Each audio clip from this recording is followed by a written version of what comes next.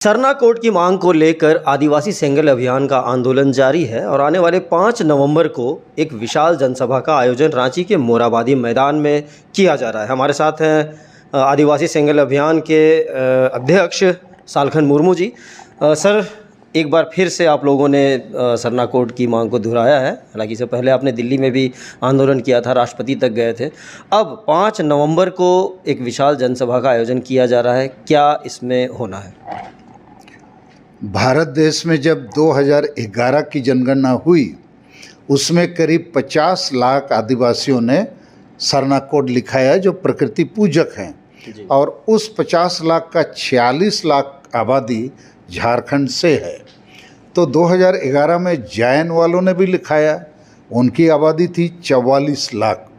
तो हम 50 लाख वाले क्यों हमको मान्यता नहीं मिलेगी, इसके लिए हम 7 प्रदेश और देश के बाहर नेपाल, भूटान, बांग्लादेश से भी लाखों लोगों को रांची में बुला रहे हैं कि सरना धर्म कोड हमको 2023 में लेना ही है। लेकिन हम लोग का थोड़ा दुर्भाग्य ये है, एक तरफ शिबू सोरेन, हेमंत सोरेन जो सोरेन खानदान से 5 बार मुख्यमंत्री बने, लेकिन सबसे ज़्यादा धोखेबाजी आदिवासियों के साथ ही किया। लेकिन दूसरा दुर्भाग्य हमारा ये है कि प्रमुख विपक्षी दल यहाँ बीजेपी है, वो आदिवासी को वनवासी बोल देती है, फिर खुद सरना धर्म की जगह हिंदू धर्म का ठप्पा लगा देती है। तो आदिवासियों को बीजेपी की तरफ जाने का रास्ता जो है खुद वो बोल्डर लगा देते हैं। तो हम लोग की मांग है, हम लोग का विश्वास है कि महामहिम द्रौपदी मुर्मू जो राष्ट्रपति हैं, उन पर हम लोग को भरोसा है। और ये मुद्दा चुनाव का भी मुद्दा बनेगा, चूँकि 2024 में चुनाव आना है। तो भाजपा को यदि झारखंड और बृहद झारखंड, बंगाल, बिहार, उड़ीसा, आसाम, छत्तीसगढ़, मध्य प्रदेश आदि में भी आदिवासियों को वोट के लिए आकर्षित करना होगा, तो सरना धर्म कोड देना चाहिए, घोषणा करनी चाहिए। इससे उनको भी फ़ायदा, हमको भी फ़ायदा। तो इसके लिए हम लोग 5 नवंबर 2023 को रांची के मोराबादी मैदान में एक बड़ी रैली करेंगे। दूसरा मुद्दा हमारा ये है कि ये जो कुर्मी मातो भाई लोग आदिवासी बनना चाहते हैं, कुर्मी मातो बिहार में भी हैं, यूपी में भी है, देश के दूसरे क्षेत्रों में भी हैं। तो ये आदिवासी बन जाएंगे तो हम जो असली आदिवासी हैं, संताल, मुंडा, उरांव, भूमिज, खड़िया, पहाड़िया इत्यादि, हमारा तो नरसंहार हो जाएगा। हमारा शिक्षा का क्षेत्र में लूट, नौकरी में लूट, चुनाव में लूट, ज़मीन में लूट। तो ये सही पहल नहीं है।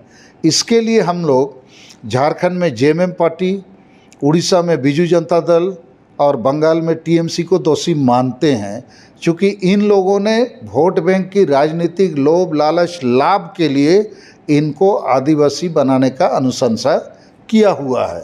तो हम लोग इन पार्टियों के खिलाफ में आवाज़ उठा रहे हैं और आदिवासी समाज को भी जगा रहे हैं कि ऐसा हम लोग होने नहीं देंगे।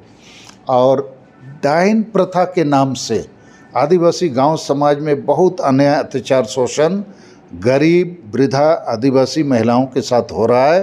तो उस पर हमारा दृष्टिकोण ये है कि डाइन होते नहीं हैं, डाइन बनाने वाले लोग होते हैं, जिसमें 2 किस्म के बनाने वाले लोग होते हैं। एक तो वो जो ओझा और सोखा है, झाड़ फूंक वाला, और दूसरा है हमारा ट्राइबल चिफटेन, अर्थात आदिवासी समाज का जो अगुआ होता है हर गांव में। ये लोग चूँकि वंश परंपरागत नियुक्त होते हैं, गांव के सभी लोगों की सहमति से नहीं बनते हैं। तो इसलिए इनमें अधिकांश लोग अनपढ़, पियक्कड़, संविधान कानून से अनभिज्ञ होते हैं, और यही लोग किसी न किसी को डाइन बनाते हैं, बदले की भावना से, ज़मीन लूटने की भावना से, या महिलाओं के साथ अन्य अत्याचार आदि की भावना से। तो इस मुद्दे पर इस नई दृष्टिकोण से कि डाइन होते नहीं हैं, डाइन बनाने वाले होते हैं, उनको चिन्हित करके पकड़ के दंडित करने से डाइन प्रथा का समापन होगा। तो ये थे सालखन मुर्मू जी, और इनका कहना है कि सरना कोड के साथ साथ जो सामाजिक जो कुरीतियां हैं, जैसे डायन प्रथा, उसके उन्मूलन के लिए भी प्रयास करने की आवश्यकता है। सहयोगी कौशल के साथ नीला सिंह, लाइव लगातार रांची।